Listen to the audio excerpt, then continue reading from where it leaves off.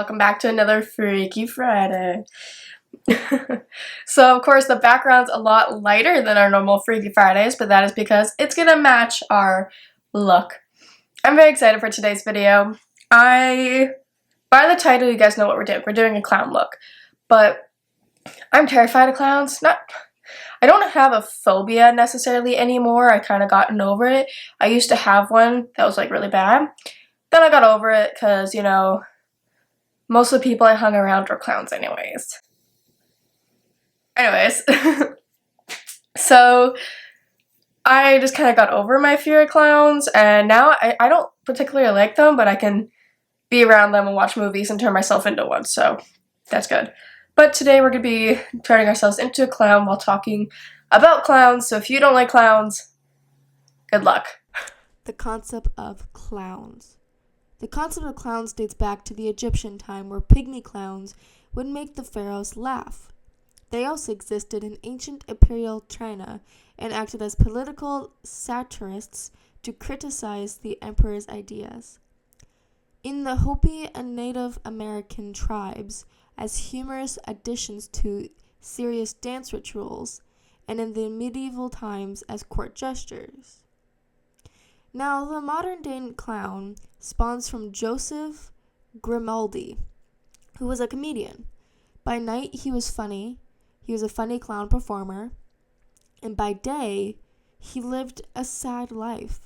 His father was abusive, his son had passed away, and his wife passed away from childbirth as well. His tagline was, "I am grim all day, but I make you laugh at night." This is how many clowns represented themselves. From being happy when they're in their clown form and sad when they are not. One of the first scary clowns was John Wayne Gacy, or also known as the Clown Killer. He assaulted sexually and murdered at least 33 teenage boys and young men between 1972 and 1978.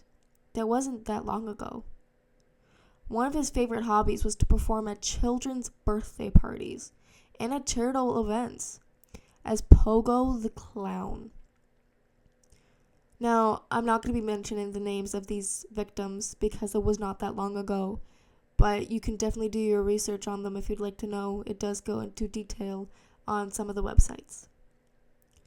The fear of clowns is also known as coulrophobia. This is a very real fear.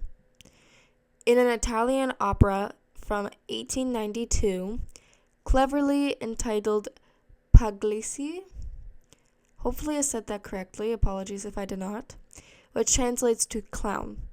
A woman was murdered by her own husband, who was a performing clown. He smeared her blood onto his face, giving him a big red smile we all know as the traditional clown smile today. Coulrophobia is the fear of clowns. The name first appeared in the late 1990s. Choleros is the Greek word for stilt walkers. Some experts believe as many 1 in 10 adults and approximately 10 out of 1,000 children have a fear of clowns. Some believe the fear of clowns is caused by the colorful makeup that hides the facial expressions and the facial features, which creates a sense of distrust. Some believe it is caused by the movies, such as It. If you watched it at a young age, if your parents or a family member that is close to you has this fear, you may pick up on it, as some fears can be taught. Some symptoms of this fear are fast breathing and heart rate, an intense feeling of fear, pale skin, profuse sweating or hyperhidrosis, nausea, trembling, or shaking. There are many stories of the killer clowns dating as recent as 2016 onwards. The fear of clowns is often overlooked, but is a very real fear to have, and is probably one of the worst, as clowns are part of our daily lives. Well, I hope that you enjoyed learning a little bit of the clowns, and all of the resources I used in today's video will be linked down below. Okay, I just wanted to add a little bit of my own experience into this video. So in 2016, I was living in Ottawa, and there was a massive clown outburst. Now, it wasn't just in Ottawa, but it was pretty huge where I was. And that was where most of them were originating. It was all over the news. We were told to stay inside for a lot of the time, at least in the place that I was living. We were told to stay inside. It was pretty scary because there were some severe actions going on from those clowns. Now, these people were teenagers, adults, kids, all of that, and that's the scariest part. So I remember one of the incidences is when I went to school, and of course everybody was a little bit terrified to go to school, but you had to. And we were in school, and we ended up getting a secure and hold. Now, if you don't know what a secure and hold is, it's a little bit different than a lockdown.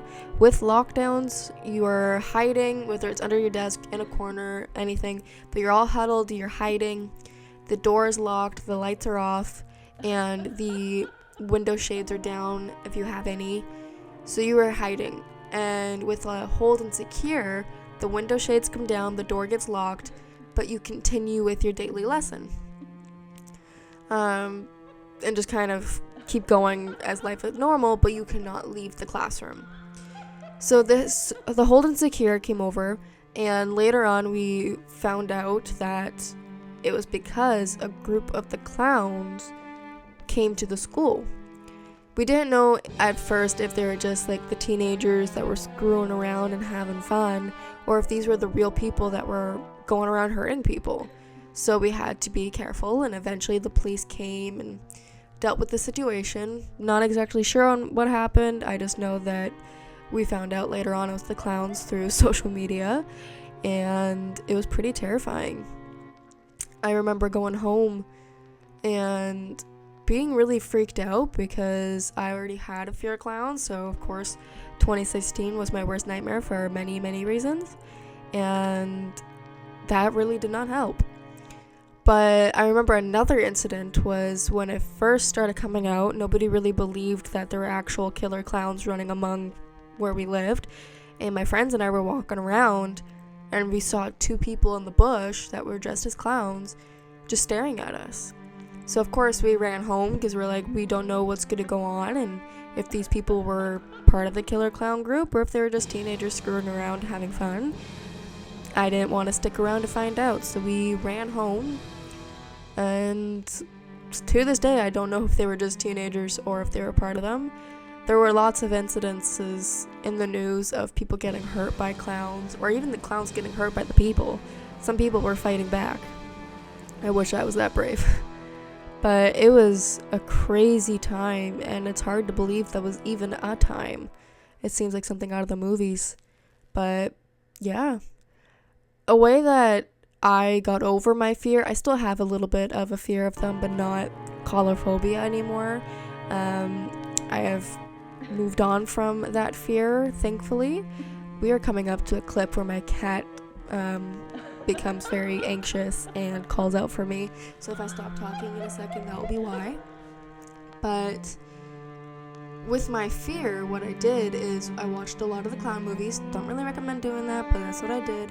I forced myself to watch clown movies, and I kept trying to train my brain that it's people underneath, and not to really be afraid of the clown, but to be afraid of the person underneath, and that not all clowns are bad, which really helped.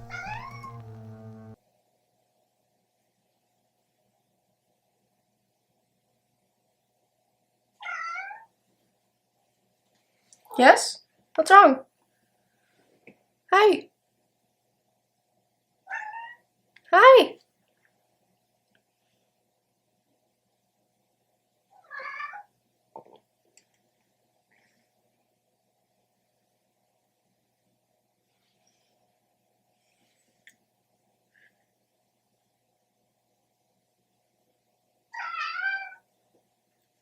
What's wrong? Hi. I have to finish this look. I'm almost done. Yeah, you can come here. What? What? Come here. Come here. Oh, baby.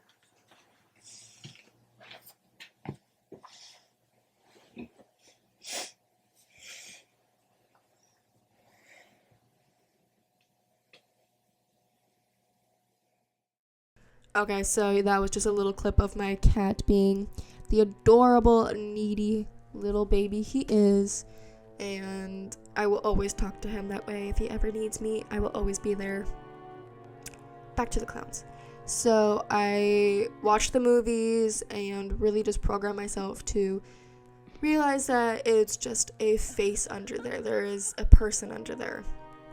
And which really helped. I read books about the clowns and about where they originated from and the fear about them, and just to understand why clowns became a thing, the humor behind it, the passion behind it, all of that. So that really helped me, and just having a support system. But having the killer clowns really did not help. But yeah, so that was my experience. Still hard to believe that was even an experience, but yeah, let me know if you had any of your own experiences.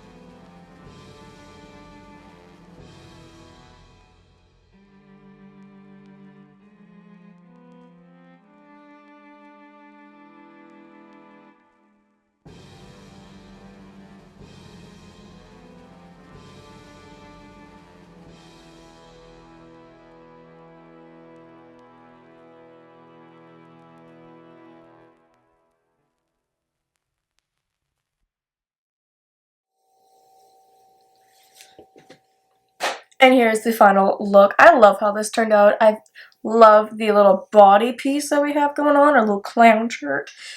And this wig. This wig. Oh, I want hair like this. I think this is gonna be my next hair color.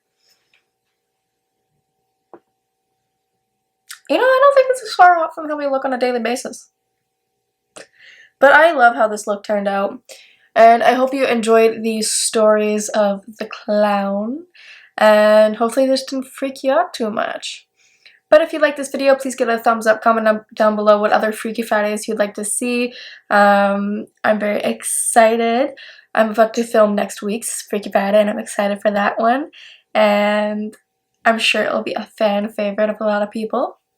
So stay tuned for that. But let me know other Freaky Fridays that you guys would like to see. They can be anything that you want to know more about, like things like, you know, clowns, which we did today, but they could be anything like ghost stories, urban legends, really anything. So just let me know what you want to see.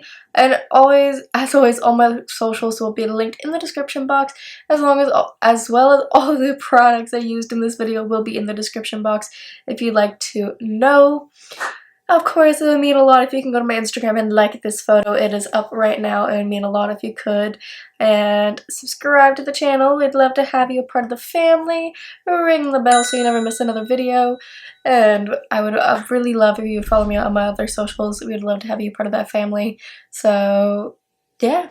Thank you so much for watching. I'll see you guys in the next one. Happy Freaky Friday! Bye!